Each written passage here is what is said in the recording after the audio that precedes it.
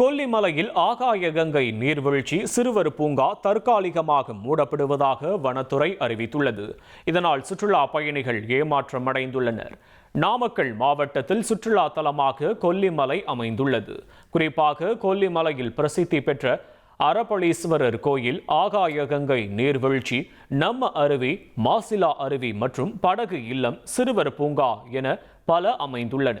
தினமும் உள்ளூர் மற்றும் வெளி மாவட்டங்களைச் சேர்ந்த ஏராளமான சுற்றுலா பயணிகள் கொல்லிமலைக்கு வருகை தருகின்றனர். இந்த நிலையில் ஆகாய கங்கை நீர்வீழ்ச்சியில் நீர்வரத்து இல்லாத காரணத்தால் தற்காலிகமாக மூடப்படுவதாக வனத்துறை அறிவித்துள்ளது. சிறுவர் பூங்காவும் தற்காலிகமாக மூடப்படுவதாக தெரிவிக்கப்பட்டுள்ளது. இந்த நிலையில் ஞாயிறு விடுமுறை நாளான இன்று கொல்லிமலைக்கு வந்த சுற்றுலா பயணிகள் பெரும் ஏமாற்றத்துடன் திரும்பி சென்றனர். இனி செல்லும் இடமெல்லாம் செய்தி. தந்தி டிவியின் வாட்ஸ்அப் சேனலை ஃபாலோ பண்ணினா செல்ல இருக்கும் இடமெல்லாம் செய்தி. இதோ QR கோட் இப்பவே ஸ்கேன் பண்ணுங்க, ஃபாலோ பண்ணுங்க.